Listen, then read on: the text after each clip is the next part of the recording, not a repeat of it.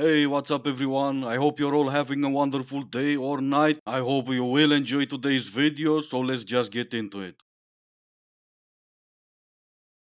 I am so surprised that nobody is talking about this. In our culture today, wanting is so deeply ingrained in all of our daily lives, but wanting is actually the worst thing that you can do for your life. Wanting keeps you in a state of not having.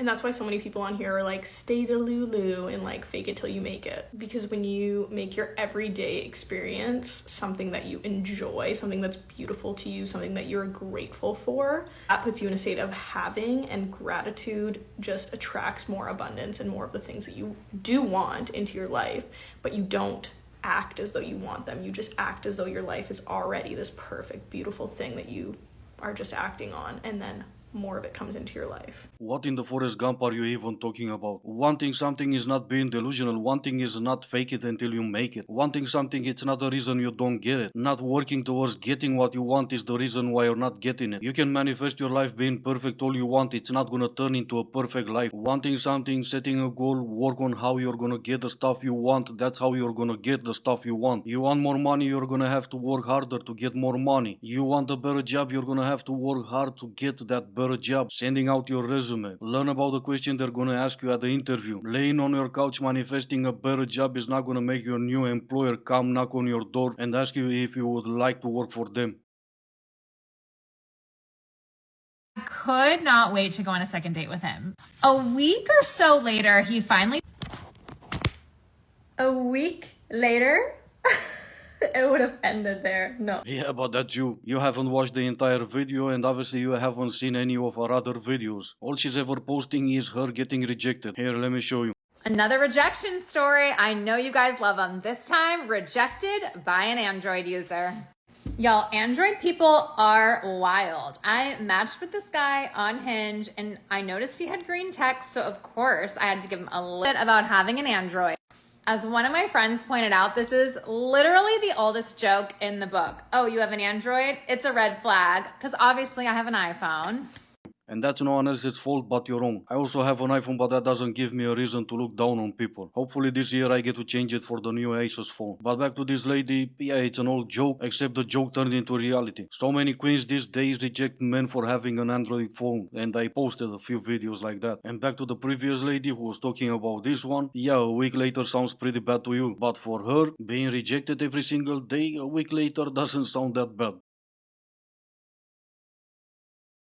My name is Jessica. I live in Nashville, Tennessee, and dating absolutely sucks here. And I lived in LA, and it is definitely worse than Nashville. So I'm gonna take a break from the apps. I'm gonna go out into the wild, if you will, and see if there is really any difference. I'm gonna go to a steakhouse. I'm gonna get a drink, some apps, sit at the bar. I don't know. We'll see how it goes. So wish me luck. You don't need luck, you got this. If you went through two different cities and it's still that bad for you, it's pretty obvious you're not the problem. So once again, you don't need luck, you got this. I wouldn't bet any money on your future success, but no, you got this. Okay, I'm gonna have to read this one for everyone just listening. I'm a different kind of toxic because I'll purposely make my replies dry as F to make you lose interest and ghost me just so I don't have to do it myself. Well, okay, fair enough, at least you're being honest. But let's try something different for a change. Stop going on dates and say the exact same thing on an empty stomach, and we'll see how fast your entire attitude changes.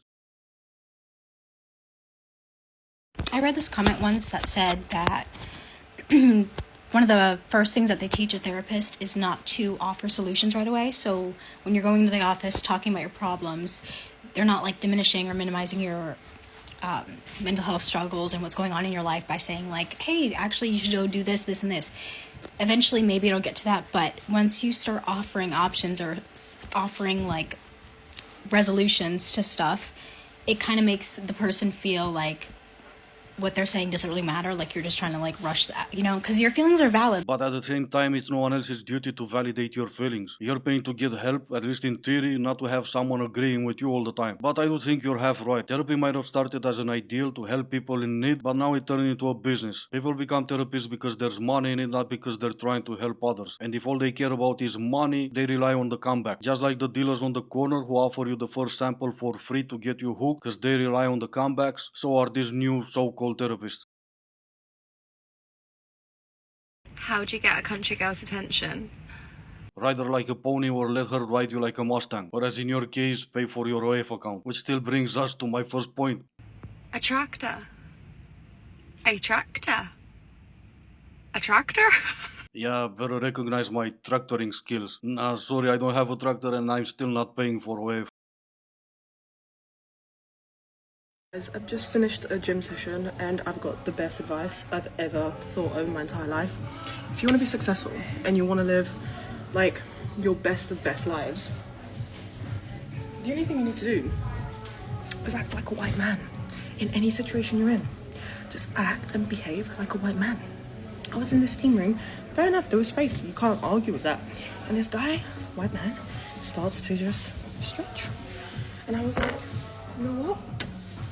The amount of times I see that in social situations is actually crazy.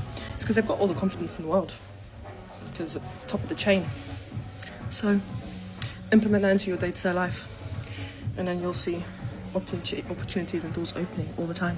If I only knew sooner, all I have to do is start stretching in public spaces and doors will be opening for me. Maybe I wouldn't need 2 jobs now. Does anyone else looks at the screen and sees white complain about white? Or is that just me? Regardless, maybe you'll be happy to know that she never followed her own advice. Instead, she chose to do what all the other strong and independent are doing. Let me read this. Thank you to everyone who's used my PayPal link and supported me. Yeah, all you have to do to become more successful is beg people for money. If only I knew about this sooner as well.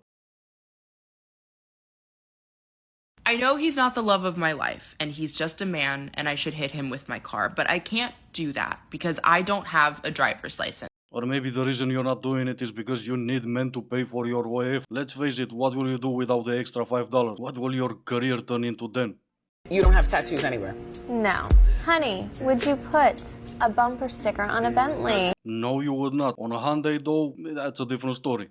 On today's episode of The Pros of Dating a Mattress Actress, we're hot, we're usually naked, no holes are usually off the table, and we have a lot of money to spoil you with. Even to these days, you OF girls say the funniest stuff. What's your profession? Mattress actress. I would love you put that on your resume in, let's say, 10 years when no one's gonna pay for your OF anymore.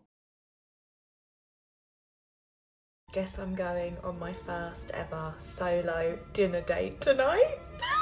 Thank you so much. You've honestly inspired me to go out tonight. It's a Friday night and I'm gonna go out for dinner on my own. This is the top, the date top. This is the top. Let me turn around so you can see it better. Yeah, I mean, sure, okay. Since it's a date, you know, buy yourself some flowers, open the doors for you, pull out your chair, and when the bill comes, you should insist. If not, argue with yourself, you're gonna pay the bill.